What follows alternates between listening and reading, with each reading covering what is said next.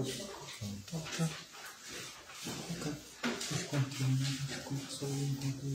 Está bem. E agora, para começar... Já está. Agora, já está? Está ok. Vamos começar? Está tudo. Então, pronto. Vamos dar esperar alguns pais, mas vamos começar na mesma. Boa noite. Agradecemos muito por terem vindo. E pronto, agora o diretor da Explica-Holanda e da marca vai falar com vocês, falar sobre os métodos de gestão de expectativas, porque faz parte do dia-a-dia, não é verdade? E pronto. Obrigado, Elizabeth.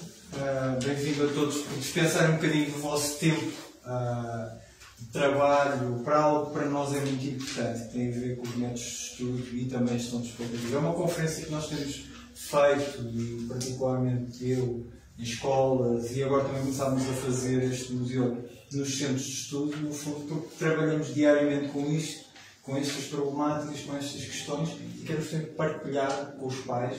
Já são muitos anos, acho que o Holanda tem 19 anos, o Olé tem 5 e já, no fundo, é quase uma geração e tudo, muita coisa mudou.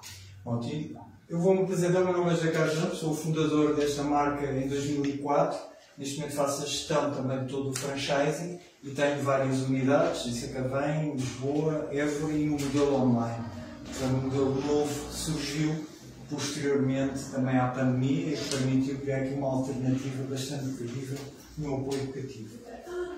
A minha formação é de Engenharia Informática, no técnico, só que sempre quis ser empreendedor e em 2005 decidi fechar esse ciclo, iniciar montando uma empresa, um centro de estudos e depois passar a um franchise porque tinha qualidade e com isto tudo passaram quase 20 anos.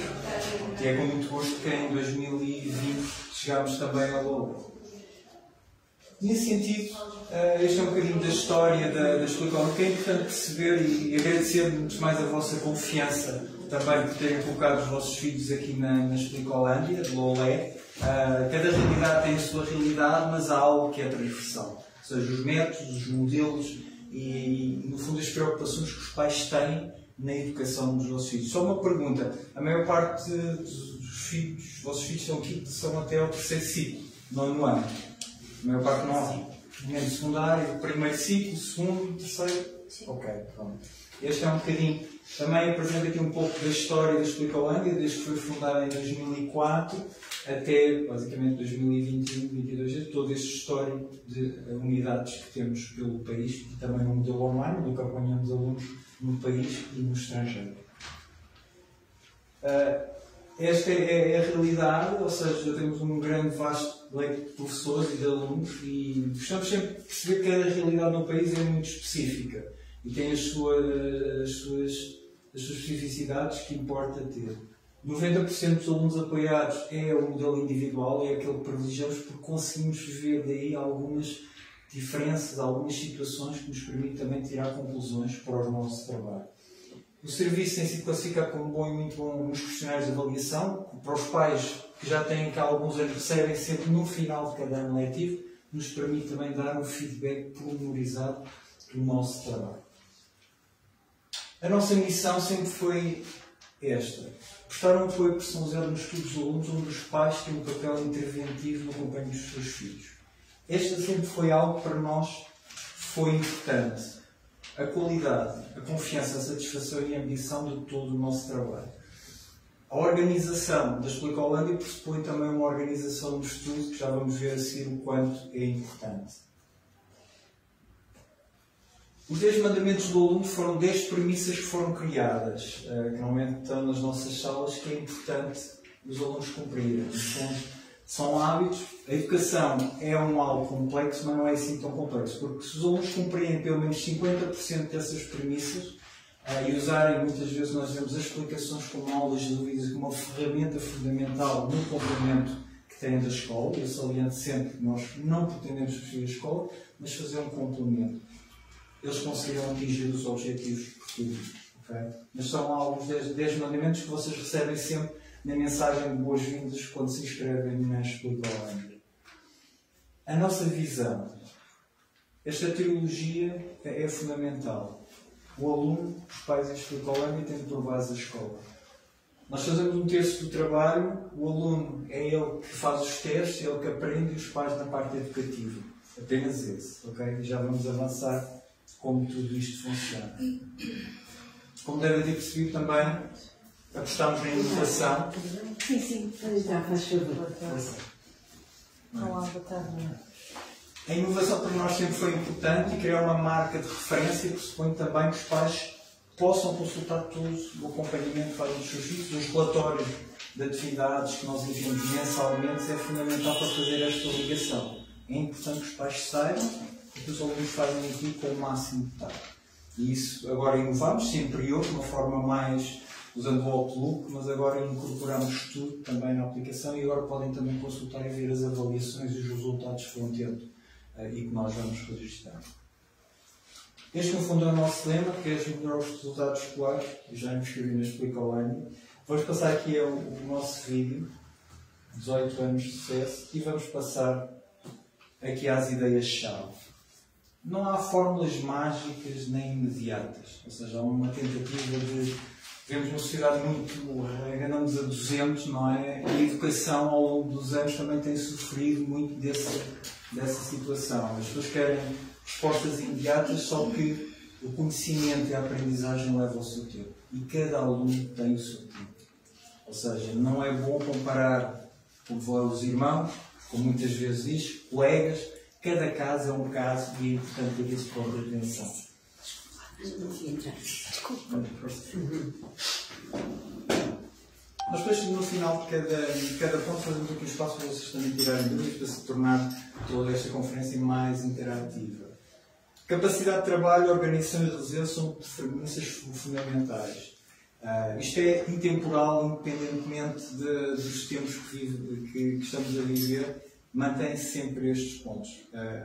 Notamos perfeitamente que pós-pandemia mudou muita coisa, em termos dos alunos, dos pais, houve muitas alterações, e entre os quais a capacidade de trabalho, mas lá chegaremos. Aprender pode ser divertido, mas existem sacrifícios. Ou seja, muitas vezes há uma relativização de todo o processo de aprendizagem que tem que ser fácil. Deve ser, mas muitas vezes também pode não ser.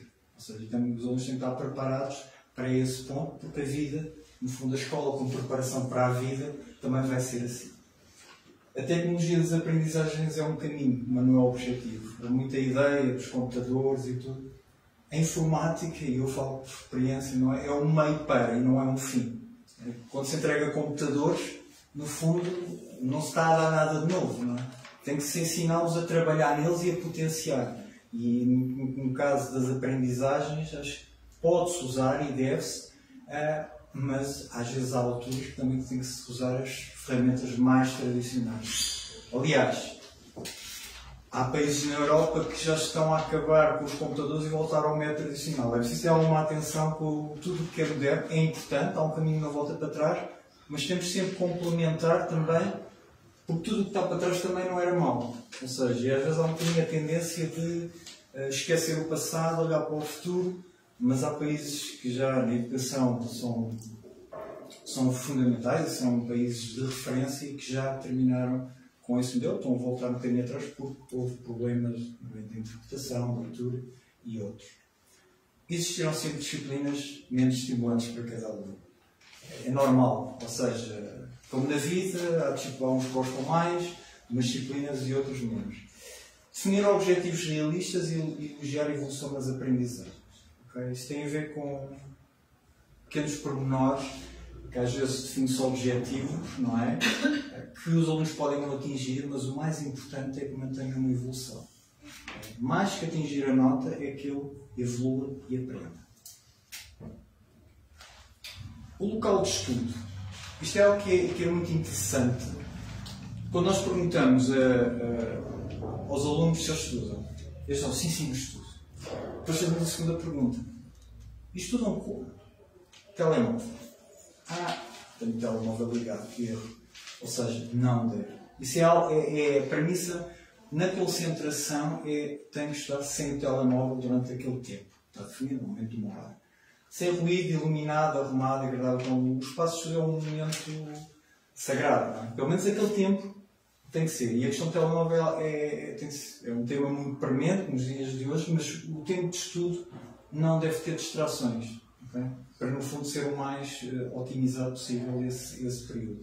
Este é algo para nós também importante e verificamos, obviamente, eles estudam e fazem os trabalhos, mas com distrações o rendimento é muito menor. Isso é algo que nós aconselhamos os pais a falarem com eles e tentarem sensibilizar para isso de uma forma pedagógica, porque é fundamental nos resultados escolares.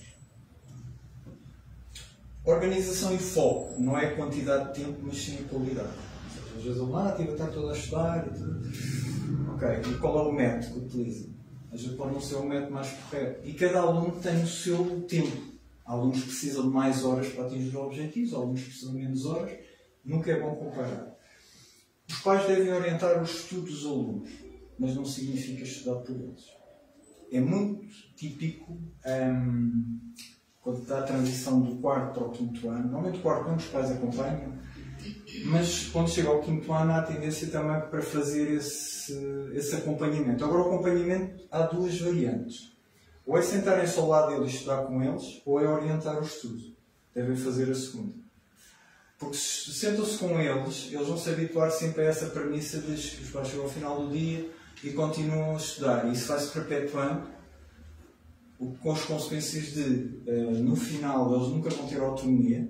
Até conseguem, se calhar, as notas até serem equilibradas, mas é porque há todo um sacrifício enorme que os acompanha. No limite, quando chegam ao 3º ciclo, as relações deterioram-se e depois há um problema, é que já é muito tarde para eles terem autonomia. Okay? Por isso é na transição do 4º para o 5º ano que devem ter um plano de estudo que está no verso, que depois já vou explicar qual é que é o objetivo do plano de estudo. No fundo, a consequência é a degradação das relações entre pais e filhos que depois pode ocorrer, normalmente quando eles atingem a adolescência, começam a questionar todo um conjunto de métodos e essa situação é mais complicada. Ou seja, a partir do 5º ano, definir um plano de estudo para eles, orientar, ver se eles fazem, não fazem, mas divulgar. A função dos pais é educar, ou seja, eles têm que aprender de uma forma autónoma, no centro e na escola. Não confiar em demasia nos alunos. Eles às vezes dizem, não, agora vou-me aplicar. Mas são crianças, ok? É preciso ter um bocadinho a perspectiva que não confiar, ou seja, e às vezes decisões, é preciso ouvir o que eles dizem, mas também com a nossa experiência balancear, ok? O desenvolvimento e crescimento aplica alguma estabilidade a partir daquele período que é sempre um período crítico que nós vemos que é quando eles têm taxas de sucesso mais baixas, quando é mais difícil impor regras, que é ali entre os 12, 13, 14 anos. Esse é o período mais crítico. Por isso ter alguma atenção, porque eles são muito instáveis nesse período. Ou seja, há fases que estão muito tranquilos, depois não. Ou seja, terem atenção a esse ponto. Estudar mesmo cansado, que não apeteça, mesmo que esteja calor, não há desculpas. É vida. Nós temos... toda a gente quer ter bons resultados, mas isto obriga a alguns sacrifícios. Nomeadamente a compatibilização com todas as outras atividades. Não é? Por isso os bons alunos têm conseguido, normalmente conseguem encontrar esse espaço de estudo para atingir os objetivos. Compromisso e regularidade do estudo não falhar. Ou seja, há um plano que deve ser feito e deve ser cumprido. É claro que isto não é estrito, não é? Mas deve seguir uma regra. Okay? Não é... Sabemos que muitas vezes fazemos planos de estudo para os alunos. Obviamente não é estrito, porque às vezes é difícil, mas há um padrão. Por exemplo, no período de testes pode-se alterar, mas todas as semanas, todos os dias devem seguir esse plano. No fundo, em resumo, alguns métodos de estudo. O estudo diário deve ser programado através de um plano. Pausas para descanso. Devem ser definidos objetivos e prioridades. As prioridades têm a ver com, se tivermos testes, não é? Obviamente, um teste, dia a seguir vamos estudar a disciplina desse teste. Mas o que é que acontece? O estudo para o teste, a partir do 3º ciclo, já não funciona. Se não houver uma regularidade, até porque são muitas disciplinas, não é? E aquilo já, o estudo deve ser regular, usando muitas vezes o livro de atividades. Mas em tarde já vimos. Vou só apresentar aqui um vídeo muito rápido Iniciativa Educação, que tem vários vídeos e métodos com que nós também nos baseámos esta conferência. Estudas muito, mas tens brancas e quando sais do teste já não te lembras de nada. Deixa de estudar em cima da hora. Organiza-te e faz pausas entre as matérias. A aprendizagem espaçada. Tens tendência para esquecer a matéria que estudaste? Estudas muito para o teste e não te lembras de nada ao fim de uma semana e ao fim de um mês. É uma experiência frustrante, mas muito frequente e fácil de explicar. Isto acontece porque o estudo passivo em curtos intervalos de tempo não te ajuda a aprender. Quando estudas de vez para deixas tudo para os exames, a aprendizagem vai ser sempre superficial. Vais esquecer rapidamente porque a matéria vai ficar na tua memória de curto prazo. Para evitar o esquecimento e aumentar a aprendizagem, aplica a práticas passadas. Estuda ao longo do tempo e depois recapitula a matéria. Como posso aplicar esta estratégia? Pega no teu horário e reserva períodos para estudar depois das aulas, mas deixa de lado as disciplinas do próprio dia.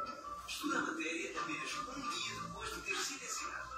O objetivo é que haja um espaço de tempo entre as aulas e o estudo em casa. Começa por recapitular a matéria dada na véspera e depois parte para a revisão das aulas anteriores.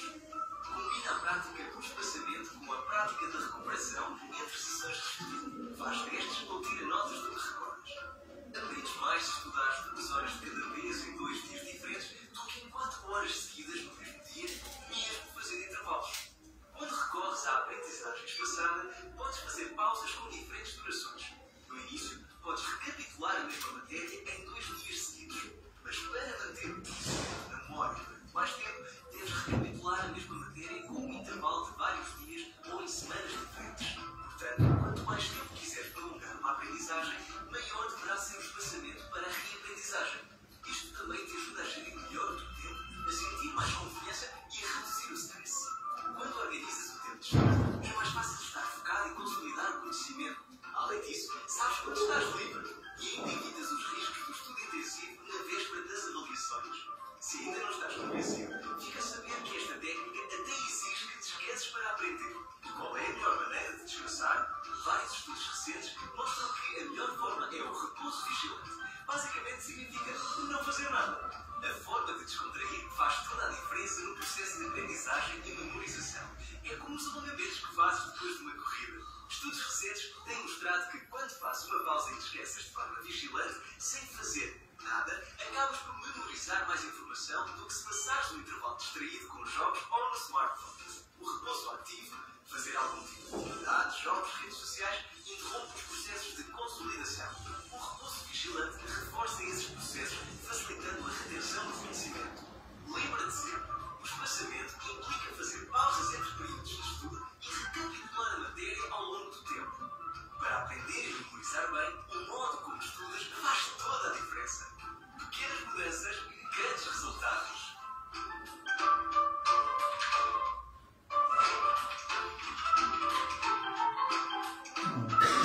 São alguns pontos que tivemos aqui a falar. Há uns que ressalto, lá está, o descanso é fundamental, não é? Não estando com os smartphones, com o telemóvel, ou seja, é um descanso puro. E depois há uma particularidade que às vezes nas explicações sentimos: 1 mais 1 não é igual a 2. Ou seja, 2 horas de estudo seguidas não é a mesma coisa que 2 horas de estudo alternadas. A gente vai dizer 2 horas. Isso não funciona porque a nossa memória, a nossa capacidade de assimilação de conhecimentos é limitada e a nossa concentração vai diminuindo ao longo do tempo. Por isso não adianta nada voluntar ali 2 horas, ali na véspera do teste, depois chega a 1 hora, 1 hora e 20, começa a desligar, especialmente se for assim nestas horas mais tardias. Ou seja, tudo isto leva ao seu tempo e é consolidado. Ok? Então, nós depois vamos enviar um mail para todos os pais, aliás, a semelhança como temos enviados, com os quais têm que ser apresentados e com os vídeos para vocês também verem. No fundo, tem a ver com o estudo da véspera, não é? Que é aquela falsa sensação de segurança, que é importante, mas não funciona no primeiro ciclo, segundo ciclo, ainda é capaz no terceiro, mas a do secundário acabou. Se não houver nada, o secundário já é outro patamar que falarei mais à frente. Ou seja, tudo tem que ser trabalhado regularmente. Pensar. Interessante. No fundo, como estudar 2 horas de cada vez em 2 dias diferentes, de 4 horas seguidas não é a mesma coisa. Okay? Essa questão dos intervalos do repouso vigilante é extremamente importante. O estudo não deve ser usado na vez das avaliações, fazer um intervalo de 5 minutos entre as sessões, que devem ter um máximo de 50 minutos ou 1 hora. Okay. Estudar em primeiro as disciplinas que se têm resultados piores, não é? Aquelas que nós temos um foco e uma dificuldade maior, e depois aquelas que são mais, nós normalmente aqui concretizando, não é? Matemática em primeiro lugar, porque as outras disciplinas, como a geografia, a história, por norma, são as que os alunos conseguem melhor resultados. Mas agora aquelas que os alunos têm mais dificuldades, a matemática ou o português, devem ser prioritárias no plano de estudo, está logo a início. Definir prioridades em cada momento do ano letivo, ou seja, às vezes temos que dar um foco maior quando estamos a fazer um plano de estudo em determinadas disciplinas, okay? Depois em outras. O horário não é estanque. Por norma, damos o maior ênfase na matemática e no português e concentramos o maior tempo de estudo, normalmente 2 horas por semana. Okay? As outras disciplinas que eles têm em menos tempo, 1 horinha, a geografia, a história, depois conjugado com as atividades extracurriculares. Durante o período de férias de Natal e da Páscoa, deve haver alguma atividade, por regra. Entre o Natal e, normalmente aqui na Explicolândia, entre o Natal e o Ano Novo, descanso total e foco. Mas quando se entram em férias, ou seja, ali na primeira semana, convém reduzir, obviamente, mas não desligar totalmente. Até porque os piores resultados que os alunos obtêm no ano letivo, sabem quais são? Em que altura é? Em outubro. Porque são os primeiros testes a seguir ao verão. Ou seja, todo o tempo de inatividade, sei que foi mandado um mail, não sei se é Isabel, alertar para a questão das expectativas. Os primeiros testes de outubro são normalmente os piores, porque com o período de verão estão a ganhar ritmo. Normalmente chegam à Páscoa, é quando atingem os melhores. Okay? Depois com o verão e tudo, com o maio, podem começar a diminuir. Agora em outubro, por norma, tem a ver com isso. Você convém nas férias não desligar totalmente, senão são por norma 15 dias de off total. Manter alguma atividade, somente nas disciplinas em que se tem mais dificuldades. A questão da prática espaçada, a organização, estudar pela hora certa e descansar com repouso. Descansar de forma vigilante, ou seja, sem fazer nada, um bocado à janela, 5 minutos para consolidar as ideias. Okay? Isto, no fundo, é este site, iniciativaeducação.org, tem lá vários vídeos. É muito simples, não é? Com 2, 3 vídeos, as pessoas ficam com uma ideia também do plano. Porque isto não é assim também tão complicado, às vezes o complicado é realizar, especialmente com os nossos filhos. Criar um plano de estudo semanal. Mas o que é um plano de estudo? Identificar as disciplinas que devem ser estudadas em cada dia. Ou seja, a forma de fazer um plano de estudo é o seguinte. O aluno tem matemática, português e inglês. Ou seja, depois tem a tarde livre. Okay, nessa tarde livre estuda 2 disciplinas. Okay, desde que fez no dia. Depois no outro dia estuda outra. Por norma, o segundo dia já não tem a tarde livre, só tem de chegar a sair da escola às 5, 4. Estuda um dia. Depois vamos fazendo isto alternadamente. Agora, qual é a dificuldade? Quando nós começamos a colocar atividades extracurriculares, se o aluno estiver no 3º ciclo, olhamos para aquilo, não sobra nada. E esse é o dilema. Como é que nós conjugamos? É assim, se ele tem que estudar uma vez, não é? Nós temos que depois definir aquilo que é prioritário e o excesso de atividades extracurriculares, que é uma coisa que nós reparamos. Eles têm muitas atividades e ocupam muito tempo. E tem que se perceber o que é que se pretende. As atividades escolares são importantes, okay? Agora com conta, peso e medida. Por exemplo, muitas vezes é comum, e o futebol nesse aspecto, acho que nos últimos anos foi brutal, 3 vezes treinos, jogos ao fim de semana.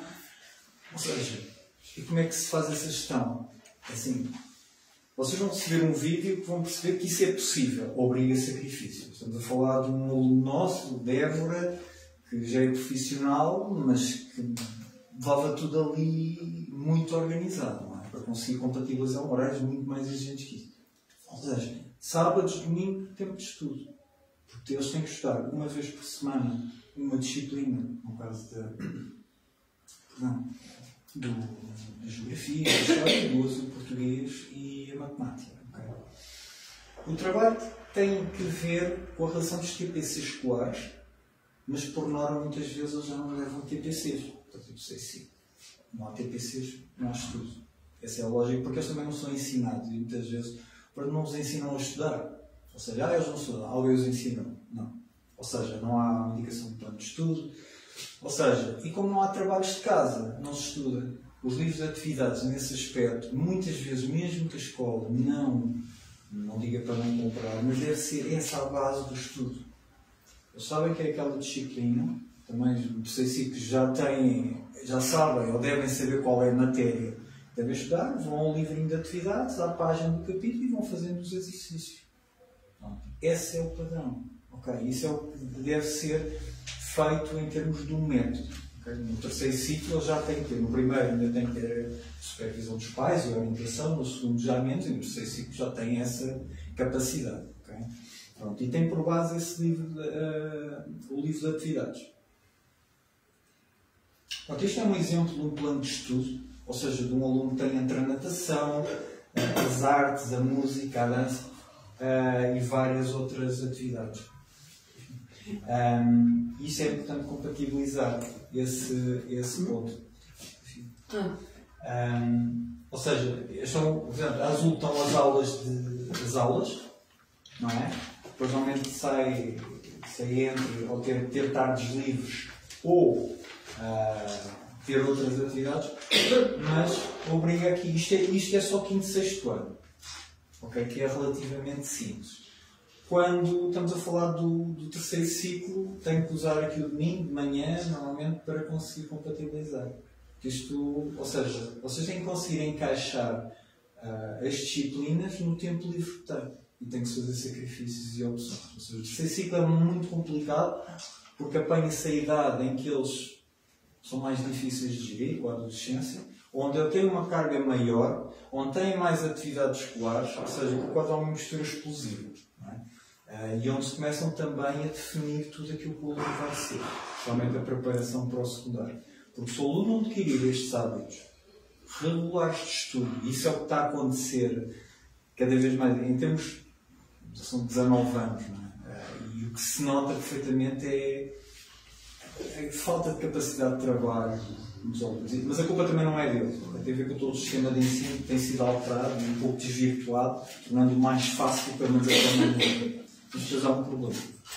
Quando salta para o próximo ano, o salto é grande. E nós vemos este ano, fruto de tudo o que se tem passado nos últimos anos, não é? Grandes dificuldades em adultos, que às vezes até têm 4 e 5. E chegam ao 10º ano e tiram 13, 14 e 15. Isso está a acontecer, a culpa não é deles, porque até ao 9º ano há um ritmo e no secundário há outro. Okay? Notamos muito isso. Já vamos falar aqueles alunos que no terceiro ciclo andam com dificuldade. Okay? Esse salto, para quem quer ir para o regime normal e para a universidade, está a ser muito difícil de passar. Aliás, às vezes há motivos mais felizes no 10º ano, porque eles dizem, eu até era boa aluna, agora não sei o que é que se passa. No fundo, era algo que já era expectável, porque até ao 9º ano toda a gente, de uma forma ou de outra, vai transitando. Okay?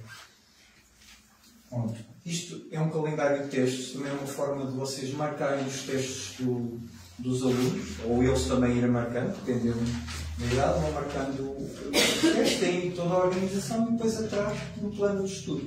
Okay? Essa é a forma que temos para organizar. Eles devem ter isto no dossiêzinho deles, mas ninguém está. Pronto. Se o estudo é diário, eles devem encaixar com as atividades, quais as prioridades, primeiras prioridades e depois as vontades. Tenham atenção a essa parte do que é prioritário. É fundamental existir um equilíbrio entre a escola e as atividades complementares. Mas é importante definir prioridades. Vamos um exemplo que é muito comum na compatibilização da escola com as atividades extras. Por exemplo, um treino de futebol, o aluno tem um treino hoje e vai ter teste amanhã. Não é? Tudo bem que o estudo não é na véspera, mas no terceiro ciclo muitas vezes é complicado. Mas se calhar um treino tem que se abdicar, porque há algo mais importante. E às vezes isso não é tido em conta. E essa gestão de prioridades, não é? Há alunos que fazem isso, não é? Mas há outros que não. Porque tem que se ver o que é prioritário em cada momento. Se o aluno vai ter um teste e até nem teve uma grande nota, as coisas que estão fáceis, treino é dispensável, em minha opinião, e acho que é isso que muitas vezes tem que ser posto na balança, porque depois no final, não é? O que é importante na formação dele? Será o desporto ou será a formação escolar? Ou seja, tem que ver o que é importante nisso. Okay? Neste momento criam-se algumas expectativas irrealistas, às vezes quer na escola, quer no desporto, porque as coisas não são bem balanceadas. As atividades de desporto é fundamental. Controlar a impulsividade, música, aumenta a concentração. Vemos essa preocupação dos pais é importante, no fundo, que antigamente não havia na educação deles. A música, eu acho que é algo que é muito importante para o foco, a concentração, o desporto, para libertar. Agora, tem que se jogar com tudo o resto. Mas às vezes vemos situações onde têm quase 4 atividades extracurriculares. O desporto, a música, depois os escuteiros. Quer dizer, eles às vezes são transportados. O que vemos é, numa corrida, eles nem sabem onde é que nunca estão, nunca têm um tempo, lá está, para fazer um repouso vigilante. E eles, até ao 6º ano, conseguem, depois começa a ser muito complicado para a organização deles, ok? Por isso, às vezes, é perceptível a ideia de eles, quando estão em casa sozinhos, vão para os tablets e para os jogos, não é?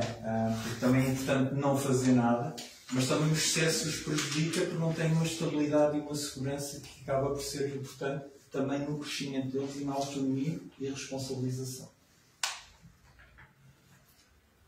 Algo que também acontece muito, que faz muito, que é, não vou tirar das atividades, não está a tirar notas das atividades extras, não é correto. Tem que ser reajustado. Porque isso às vezes é o foco dele e no fundo a válvula de escape. Ou seja, pode ser reduzir e adequar as atividades extras também ao tempo que tem. Agora retirar isso pode ter efeitos perversos. Okay? Como tinha dito, no limite e para o futuro, o que é mais importante para o aluno. Temos que ver essas prioridades. Atualmente existe um X número de horas de atividades extras que os alunos estão sujeitos. Técnicas de estudo. Realização de exercícios práticos, nomeadamente na matemática. Prático. Ler e reler, transcrever. Pode-se vídeos sobre a matéria, nomeadamente a escola virtual é uma excelente ferramenta de trabalho, sim? Apontamentos e resumos, esquemas e diagramas e sublinhar. Ou seja, aqui, se for disciplinas mais de letras, resumos, ler e reler e fazer exercícios, se for matemática e exercícios práticos. Okay? Usando, lá está, ou os TPCs, ou não vendo os livros de atividades, no final dos manuais de cada capítulo tem lá um conjunto de exercícios, no caso da matemática tem as soluções, podem confirmar se está correto. Ou seja, isto não é um processo imediato, mas tem que perceber, lá está aí, com a ajuda dos pais que organizam o estudo e retiram-se e eles têm que apresentar resultados. Okay? Uma coisa é orientar e supervisionar, outra coisa é sentar-se com eles e estudar com eles. Isso é um perigo um bocadinho perigoso, porque eles vão se habituar a isso e vão jogar com esse ponto. A realização de exercícios práticos é a técnica mais se aproxima das avaliações. Excelente para a matemática, em disciplinas mais teóricas é aplicável numa fase avançada da aprendizagem. Portanto, exercícios globais de livros de atividades, simular a realização de testes, muitas vezes, especialmente imagina, estamos a fazer exames, não é? No ano, agora já não há os exames do 4º e 6º ano, mas eles simularem, tentarem fazer um teste sozinho, como se ia fazer durante 1 hora. Okay? Se tiverem tempo para isso, o que é difícil é ter esse tempo, estarem 1 hora e fazerem os exercícios sem consulta para ver como é que estão. Okay? Essa é mas perceber a técnica mais adequada para cada aluno. Okay? Há uns que gostam mais de fazer resumos, outros gostam mais de fazer exercícios. Não há um modelo. Diversidade de técnicas utilizadas e certos estudos também vão evoluindo com a progressão do aluno. Ou seja, os métodos de estudo que é aplicável no 5º ano é diferente do 10º. Aliás, no 10º já é expectável que tenha algum método, que às vezes não há, e isso aí é fatal. Ou seja, E quando começamos a perguntar o método de estudo em alunos que chegam ao 10º ano e têm negativos ou têm resultados menos satisfatórios, passa muito por aí. Ou seja, então as pessoas que, pronto, é os trabalhos de casa, não, isso já não dá. Ou seja, tem que ter uma sistematização, nomeadamente em disciplina que é dado para os cursos de ciências, físico-química e biologia. Okay? Esses que há uma carga mais. Porque é diferente no caso das ciências ou das letras. Ou seja, nas ciências, um aluno que perde, por causa da matemática, associada à física, as bases estruturais, aqui depois já se torna muito difícil recuperar. Porque está tudo encaixado umas coisas nas outras. No caso de disciplinas mais teóricas é um bocadinho diferente. Das ciências, biologia, não que o aluno não seja excelente a ciência, por causa da biologia, por estudar consegue perceber. Agora a matemática / física ou química é muito mais difícil. Porque se não são aprendidos conceitos na sua base, não é depois, agora vão aplicar porque não dá. Ou seja, estatisticamente está mais provado. Na realização de um teste de avaliação também é importante haver algum método. Ter uma boa apresentação, uma boa caligrafia, usando um bom português. Okay? Isso tem a ver com a forma como as pessoas recebem um teste. Um teste tiver com boa imagem, deixar espaços, dar respostas completas, mesmo que não esteja totalmente, conta mais. Agora, se for tudo desorganizado, aquilo que estiver mal, pronto, não ajuda muito. A forma como se faz um teste é importante também no resultado final. Aprender com os erros e fracassos permitirá treinar a capacidade de resiliência. Ou seja, eu dizer isto. Nós, como pais, aos poucos fomos protegendo todos os nossos filhos e há toda uma geração que, no fundo, torna-se difícil lidar com a frustração, porque de uma forma ou de outra a tendência é proteger e tentar reduzir ao mínimo os fracassos. E eles próprios têm muita dificuldade em lidar, justamente quando têm objetivos, com interrupção, com uma nota menos boa. Isso faz parte da aprendizagem. Aliás, nós aprendemos com os erros. Faz parte da nossa educação. Ou seja, dizemos aos alunos, a escola e a escolaridade não é uma autoestrada em linha reta. Muitas coisas estuda-se e tem-se resultados. Não. Às vezes tem que fazer um atalho para voltar à autoestrada, tem que se dar outra volta. Ou seja, isto não é uma via. E às vezes é de perceber isso. Especialmente quando temos alunos que são bons alunos, trabalham para o 4, para o 5, e de vez em quando tem uma nota menos boa, calma. Okay? Calma. Não vale a pena entrar em dramas, porque depois fazem grandes filmes e não vale a pena. Ou seja, há que aprender com os erros e com os fracassos e também faz parte do crescimento deles. Definir expectativas realistas e ansiedade, ser objetivo e racional no procura da solução. Já vamos ver aqui a questão das expectativas, que é muito importante. Valorizar a evolução das aprendizagens, preparar para lidar com a frustração e ter sempre uma atitude positiva e confiante. Ou seja, acreditar nas possibilidades, mas não facilitar. Okay?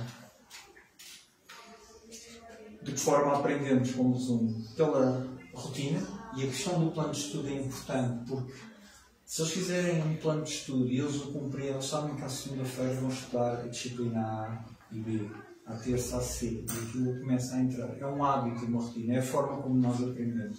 Agora tem que ser implementante pela imitação, okay? ver pela prática e pela memorização em determinadas disciplinas. Okay? Essas são as formas que são importantes. E também aqui relativamente aos pais, relativamente à exigência que também é colocada, okay? Em termos das regras que são impostas. O segundo ciclo de escolaridade é o chamado preparatório. Se calhar, a ideia do ciclo preparatório tem o nome da preparação para o terceiro ciclo. Porque esse segundo ciclo, quinto e sexto ano, o objetivo é preparar para um ano.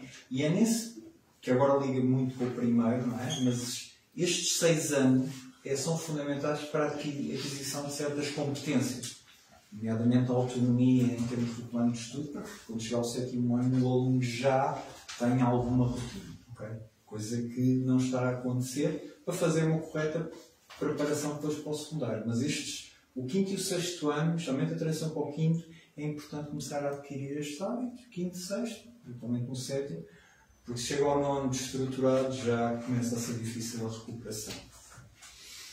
A capacidade de trabalho e a resiliência são fundamentais para o sucesso do aluno, ter capacidade para superar as adversidades. Como eu estava a dizer, um resultado menos bom não é o fim do mundo, há que trabalhar melhor, continuar positivo, porque tem que se lidar com eventuais insucessos. A autonomia no estudo é um processo sistemático e gradual. O aluno deve ser o principal interveniente. Okay? Porque muitas vezes há o que nós notamos, às vezes há toda uma estrutura à volta dos pais, dos professores, da explicação, tudo interessado, e o aluno. Ou seja, eu penso, bem, estamos todos a discutir aqui as questões, às vezes eventualmente o psicólogo e tudo, e o aluno é o menos interessado. Ou seja, há toda uma estrutura que o leva e o encaminha. Assim, se ele não estiver envolvido e minimamente interessado, sabemos que são crianças, tudo, mas tem que estar minimamente perceber o que é que está em causa, porque senão há toda uma panóplia de entidades à volta do aluno e ele não está para aí, isso não vai funcionar. Okay? Os pais devem valorizar os progressos dos alunos, a necessidade de um reforço e gestão correta de expectativas. Isto às vezes acontece quando, imaginem um aluno teve um 2, teve um teste insuficiente. E o teste seguinte até tirou suficiente. O pior que se pode dizer é isso, triste ter tirado mais. Isso é destrutivo, porque é assim, ele fez uma evolução e conseguiu. É claro que nós podemos querer o céu, só que tudo se faz passo a passo, não é? E nem todos os alunos são iguais. Ou seja, o aluno evoluiu, fantástico, estás no bom caminho, agora vamos consolidar, vamos manter. Depois logo se vê, okay? Definir uma etapa. Okay? O pior que se pode dizer, ou então, já para não falar aquelas situações que também ocorrem muito, que alunos que têm que ter sempre uma bitola de 90% e têm que ter 95%. Isso é muito complicado. Ou seja, cuidado, porque isso normalmente os alunos, depois, esse tipo de alunos, têm grandes ansiedades, depois quando chegam ao secundário começam com as médias e começaram a pensar logo em médias e 19 e aquilo não corre bem. Okay? Cuidado com esses pontos. Comunicação e interesse pelo trabalho realizado pelo aluno e não somente pelas avaliações. Okay? Um teste é demasiado frio. Às vezes, imagina, um aluno até trabalha, até estuda e não consegue, mas continua. Mas eles, professores, há alunos assim, nem toda a gente tem o mesmo ritmo e as mesmas capacidades. É importante perceber isso, porque tudo é comparar com o colega. Se o aluno esforça e tudo, não, vais para um bom caminho, vai conseguir num tempo, há de conseguir noutro. Okay? Nunca é comparar. E o envolvimento construtivo dos pais, ouvir sempre todas as partes. Há um bocadinho uma tendência para ouvir o aluno e às vezes esquecer o professor na escola, na explicação. Okay? Ouvir todas as partes, porque às vezes nem sempre o que eles dizem é a versão correta ou totalmente a versão. Às vezes gera muitas confusões, somente na escola. Okay? Ouvir sempre todas as partes e depois tirar uma conclusão. Nunca tomar uma decisão só com base naquilo que o aluno diz. Especialmente na questão dos textos. Okay? Às vezes há um bocadinho um empolamento de situações, eles ficam todos contentes e completamente à escola. Ouvir todas as partes e depois, se tiver tomar uma decisão, toma. Bom, temos aqui alguns exemplos da tecnologia. Okay? A escola virtual acho que é a melhor delas todas. Depois vídeos motivacionais e educativos. Okay? Quem deve decidir o que fazer nunca delegar responsabilidade quando os filhos não têm maturidade para as desempenhar. Isto tem a ver com uma situação que é... Estamos a falar de adolescentes, não é? Que obviamente têm a maturidade que têm. E não é bom dar-lhe, às vezes, ele agora está a ter... Assim, não é por acaso que é o papel do encarregado de educação. O papel do encarregado de educação é a figura tutelada para tratar de educação questões que têm tudo a ver com ele, porque senão era um aluno que assinava os papéis. Isto às vezes há exemplos práticos que nós vemos, ou seja, quando o aluno, nós perguntamos a uns pais, normalmente a família precisa de explicações, vai fazer um reforço, não é? Nós falamos com os pais, não é com o aluno. Ou seja, quando o poder fica do lado do aluno, ele obviamente não quer. Ou seja, há questões, e está a acontecer muito, que eles assumem muito poder em certas decisões. isto é uma à parte, não é? Que já te envolve, que já não é parte de método, mas que também toca, ou seja, são adolescentes, ou seja, o papel do encarregado de educação, por exemplo, é muito comum, nós não falamos com os alunos, a não ser que eles tenham mais de 18 anos, não trocamos contactos, não enviamos mails para eles, salvo talvez no 12º ano, os pais é que, às vezes, porque eles não têm maturidade para certas coisas, nem têm que ter, ok? Ou seja, é importante, por exemplo, o pai é que decide o que é, não será o aluno, nunca ser ele a decidir. Okay? Uma frase muito clássica que é, quando os alunos têm um resultado menos bom, uma disciplina, dizer não, o pai ou a mãe também não era bom em matemática, então pronto, ou seja, estou safo. Ou seja, nunca dizer, obviamente sabemos e nunca... São tempos diferentes, não vale a pena comparar a nossa realidade com a realidade deles, porque são mundos completamente distintos e às vezes usam isso, não é? Para se tentarem, tu também, bem. Não, ou seja, o mundo é completamente diferente, por isso não vamos comparar. A desresponsabilização, ou seja, o professor foi o explicador, foi o online, ou seja, há sempre formas, quando o aluno tem um resultado menos bom, vocês vão ver que às vezes há sempre a tentativa de arranjar aqui um culpado para o insucesso. Ou seja, há situações que ocorrem, mas temos que ver isto do ponto de vista global, porque é muito fácil andar à procura de um responsável, depois a outra disciplina também, entramos aqui numa espiral complicada. Nunca desistir perante as dificuldades, pedir ajuda quando estas não se conseguem ultrapassar ou se entra num processo de motivação. Depois às vezes há situações que é necessário pedir ajuda, não é? Os centros de estudo nesse aspecto têm um papel importante em termos de criar aqui métodos de estudo ou então com situações mais complicadas na área da psicologia. Porque às vezes é necessário e são parceiros importantes quando o aluno começa a entrar numa espiral às vezes depressiva e com demasiada ansiedade. Bom, nesta parte também já estamos a concluir o facilitismo e o cansaço versus a exigência e capacidade de trabalho. Organização e regras são premissas fundamentais no crescimento da criança e do jovem. Competências transversais, ou seja, a relação de tarefas domésticas, é importante, não conta só a nota. Ou seja, a questão de... Nós às vezes focamos muito no sucesso, no resultado escolar, mas o que vai contar no futuro deles, que isso é o mais importante, são os valores, as capacidades depois que eles vão ter. Eu acho que há um excesso de preocupação no número, que não deixa de ser importante, mas é a parte da educação deles. Ou seja, às vezes falamos muito a eles ajudarem nas tarefas domésticas para adquirirem certas competências e de responsabilização. Okay?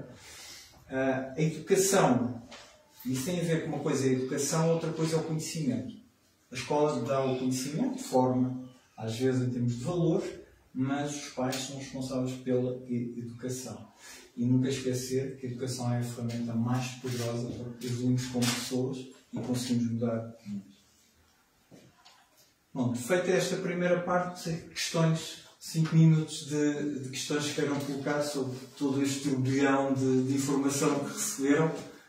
Se têm questões a colocar sobre métodos, perceberam basicamente a ideia do método. Nós todos podemos ajudar na construção, se nos derem um horário, as atividades extracurriculares, conseguimos ajudar a construir um horáriozinho, ok? Que é importante, no fundo, para também ajudar-vos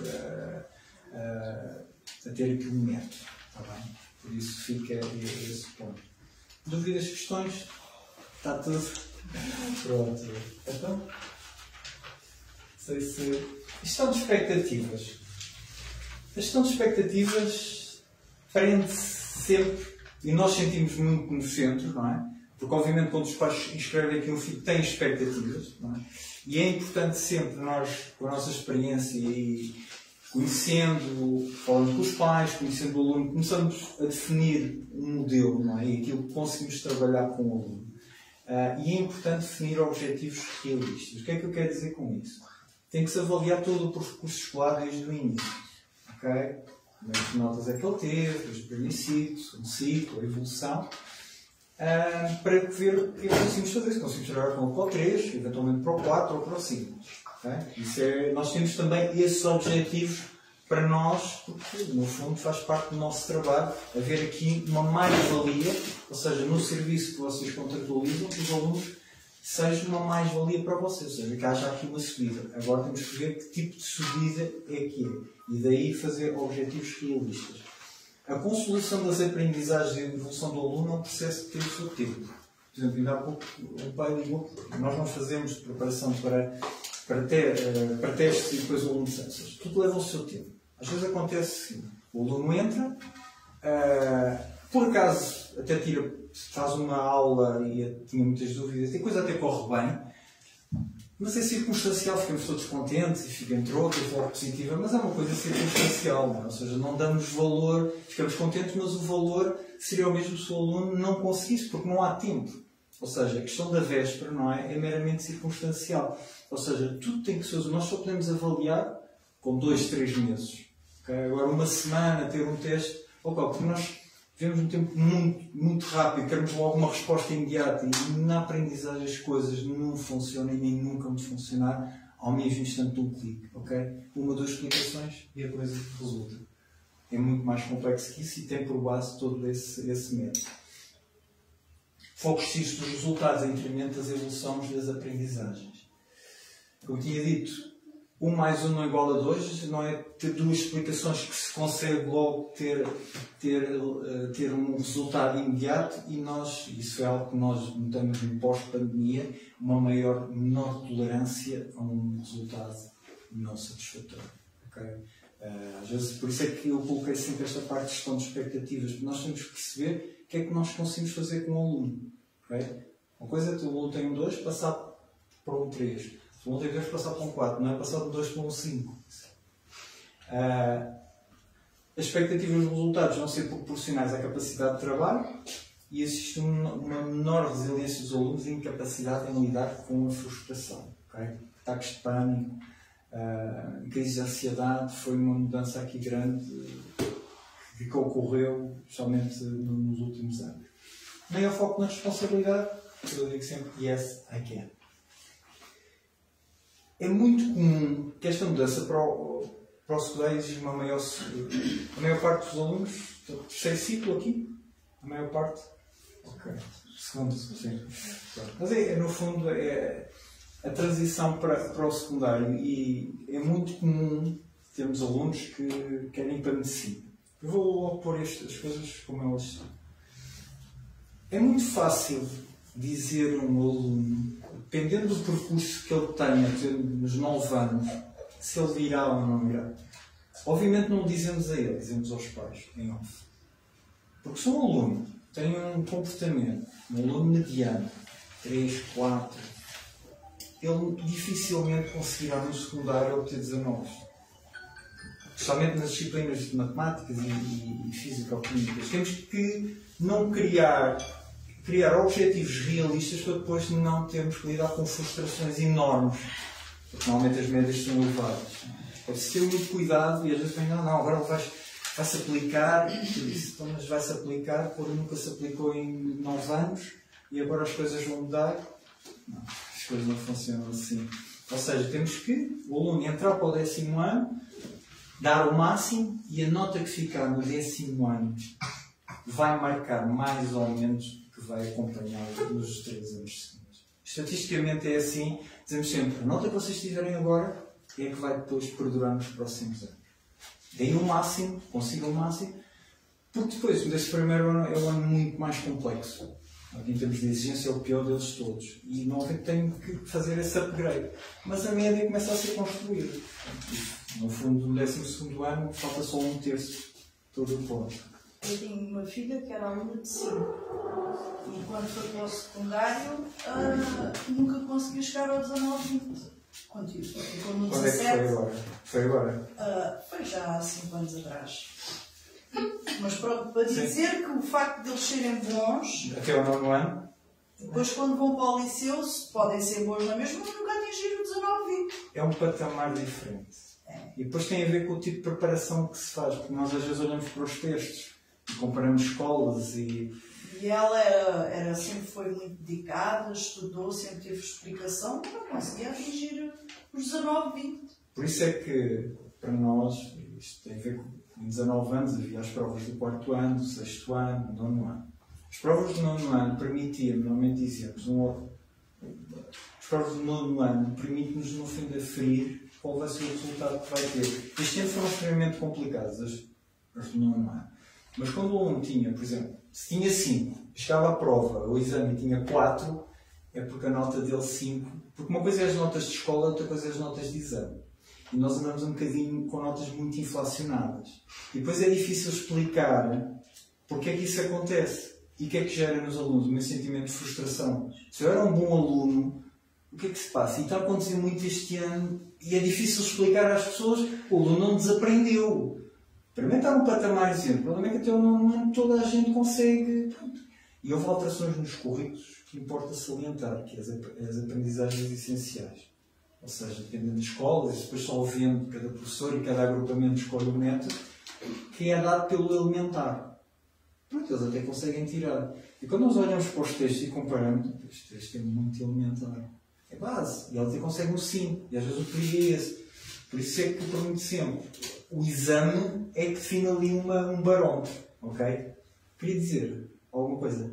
Não, eu estava a pensar e também estava a refletir que eu acho que a gestão emocional em todo este processo acho que é fundamental, porque de facto se o aluno até pode ser um bom aluno e se não conseguir gerir os fracassos ou um fracasso, isso pode determinar o seu sucesso ou insucesso no futuro. E eu acho que mais que o sucesso, a inteligência emocional face aos resultados. Sem dúvida. Acho que focamos muito nos resultados. Vocês não imaginam, lá está, temos a questão de medicina, que é onde é a média mais elevada. Os alunos do 12º ano, a preparação de exame, crise de ansiedade e tudo, porque são alunos que estão ali entre 16.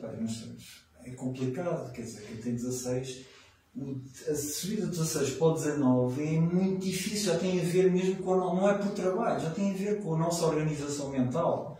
E há que criar expectativas, porque há alunos que não conseguem na segunda fase, ataques de pânico, não.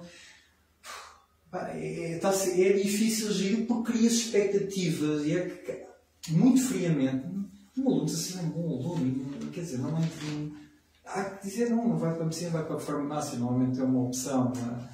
Ou para outra área. E ainda mais a defino, porque não é um 19, que é melhor que um 16. Sim. Na prática, e depois a nível profissional, vemos muito mais profissionais que podem ter terminado com 19 ou 20. Não é isso. E depois há um excelente profissional que se calhar não chegou lá, ficou pelo 16, mas se calhar teria muito mais competências profissionais, pessoais, de empatia com o paciente ou com o outro.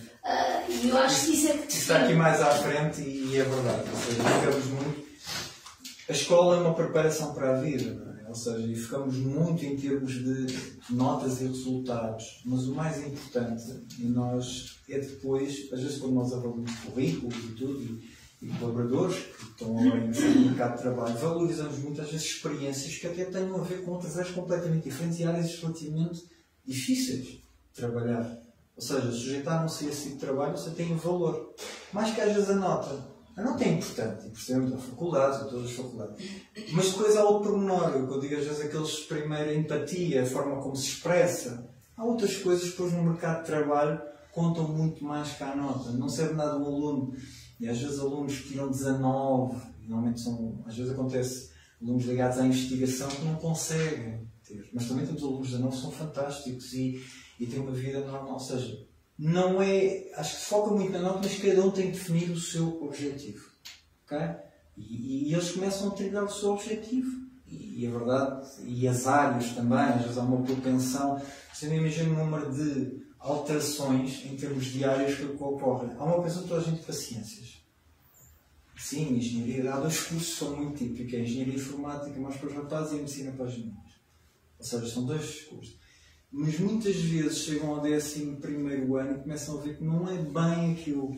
Normalmente há muitos alunos que entram em ciência e depois vão para ciências socioeconómicas, que é um bocado de ciências, mas não é, eles não são lá de biologia, não são de físico-química. E outros vão para artes, outros vão para letras. Aliás, é muito comum começar nas ciências e acabar nas ciências económicas e nas letras. Portanto, com as turmas de 11º ano de ciências reduzem drasticamente no do 10º para o 11º ano. Okay? Exatamente por isso que há uma propensão e depois começa-se a cair no real. Eles começam a perceber que não é aquela praia deles. Okay? Ou seja, muitas vezes há passos atrás, há muita gente a passos atrás, não há problema, dá um passo atrás para dar 2 à frente, porque eles são o que são. Não é? A escolha dos cursos, também das áreas, é importante ver o que eles gostam, o ambiente familiar, que influi de uma forma natural, sem pressão, não é? Ou seja, os nossos filhos vão bebendo durante anos aquilo que nós somos, não é? O ADN também existe, ou seja, é preciso ter alguma atenção, e não porque está na moda ou se ganha muito dinheiro, é normal, mas temos que ver que isso às vezes pode ser prejudicial, e especialmente nas áreas das ciências, há alunos que vemos que estão em sofrimento, basicamente, e depois chegam ao 11º ano e acabam por mudar. E é um erro criar um filho à imagem dos pais e das expectativas. Okay? Claro que podemos ser ambiciosos e ter objetivos para eles. Okay? Mas eles vão ter o ritmo deles e o caminho deles. Agora, devemos exigir deles o máximo. É a minha postura, sempre, como for usar o da Explicolândia, eu sempre dar o máximo. Agora, o máximo deles é diferente de cada um deles. Cada um tem o seu ritmo. Agora, eles têm que atingir o máximo dentro do que eles conseguirem. Okay? Seja o que for. Ao longo destes 4 anos, isso tem a ver, ficaram lacunas de aprendizagem motivadas por toda a instabilidade, pandemia que foi desastroso, sendo o país que mais tempo ficou com as escolas fechadas, isso teve um impacto enorme. As greves do ano passado, tudo isto resultou em que nunca houve um ano escolar tranquilo. Depois a falta de professores também que existe, as disciplinas, tudo isto não ajuda, e é assim. Agora entrando aqui num ponto, e não gosto de introduzir, e sendo politicamente incorreto, toda a gente dos colégios, não é por acaso, não é? Os alunos, toda a gente cria os colégios, mas o que é facto, quando os alunos no secundário, as notas dos alunos que vão para colégios, não é? Acaba por ser superior, cada vez, infelizmente, mais aos alunos das escolas públicas. Isto tem a ver porque na pandemia os privados funcionam melhor do que no ensino público. No ensino público, situações desastrosas em termos de aprendizagem, particularmente para os alunos do primeiro ciclo. Foi um desastre. Nos colégios conseguiram manter. E depois há um nível de exigência que, se quer não, tem a ver com as médias. E normalmente os alunos que vão fazer um exame, não é? Colégios prestigiados, a diferença de nota da escola para o exame é reduzida. Às vezes nas escolas públicas tiram 18, depois chegam ao exame e tiram 16. Mas não é é turma. Ou seja, alguma coisa não está bem. E depois lá está, resulta numa enorme frustração, correu mal. Não, toda a preparação tem que ser feita desde o início, não é? E isso nota-se muito essa diferença relativamente aos alunos das escolas públicas e das escolas privadas. Isto é uma à parte, não gosto sempre de transmitir porque só é factual. E com os seus rankings está lá, infelizmente essa diferenciação tem vindo a aumentar ao longo dos anos, e estes 4 anos instáveis contribuíram também para essa situação. O pós-pandemia gerou uma maior pressão dos alunos e expectativas irrealistas e uma maior incapacidade para lidar com as frustrações, uma elevada ansiedade e os ataques de pânico que ocorriam muito. Agora está um bocadinho melhor, mas o pós-pandemia foi muito complicado. Quando os alunos regressaram ao ativo, muitos alunos com situações complicadas de gerir. Okay?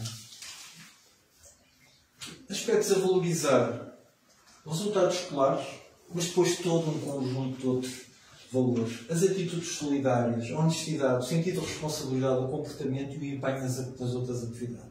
Okay? Os resultados escolares faz parte de todo um bolo. Okay? Nós, obviamente, focamos muito aqui, mas tudo o resto conta, porque eles vão ser os adultos de amanhã. Okay? E é importante ter isto em conta. Bom, questões sobre este apontamento da gestão de expectativas para finalizar? Tenham sempre em ponto que sejam exigentes, somente nas regras, no método, não vacilem. Os resultados que eles conseguirem, e se forem exigentes, eles próprios vão se habituar a esse modelo, okay? A estudar todos os dias, porque a escola é uma preparação para a vida. Se eles tiverem capacidade de resiliência, o que vai distinguir daqui a uns anos, melhor ou pior, quais eles vão ser licenciados. Mas o que vai distinguir vai ser o compromisso, a resiliência, capacidade de trabalho. Esses vão vingar. Não vai ser a questão da nota, ter uma nota de 18 ou 17, vai ser a questão dos valores, porque para as empresas nada ser um aluno de 18 se ele falha todos os dias. Pronto, e é muito comum, toda uma geração que agora existe, que é mais difícil de trabalhar. Mas isso é o que vai fazer a diferença, ok? Todos esses pontos. Isso tem a ver com o futuro, que toda a formação e as aprendizagens devem ser contínuas, e todos nós sabemos que a escola é uma etapa da vida deles, não é?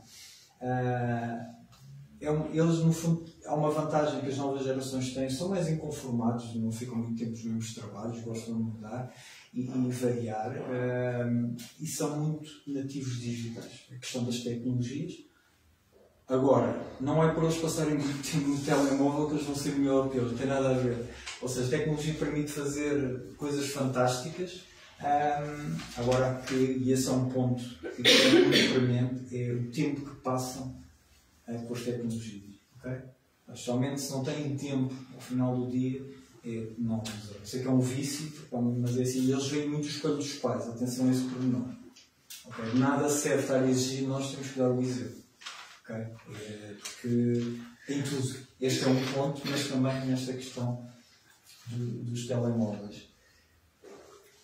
As competências transversais de desenvolvimento de atividades desportivas, culturais, associativas são importantes, ou seja, a escola é uma parte de toda a formação que eles têm. E para o futuro, os valores, o relacionamento interpessoal, a responsabilidade individual e a capacidade de resiliência são fundamentais na formação dos nossos jovens. Bom, isto tudo teve por base também este manual do nosso parceiro, o professor Jorge Ribeiro Cardoso, que ele lançou vários livros, este foi o último, que tem várias técnicas de estudo e pelo qual nós nos baseamos e que, se quiserem adquirir, acho que é uma ferramenta importante com que nós nos baseamos nestas conferências. Okay? Isto é algo que para nós é importante. De qualquer das formas, vocês vão receber novamente este método para, no fundo, se quiserem apresentar aos vossos filhos como é que as coisas funcionam, é uma boa ferramenta. Okay? Bom, para concluir, gostaria de agradecer a vossa presença.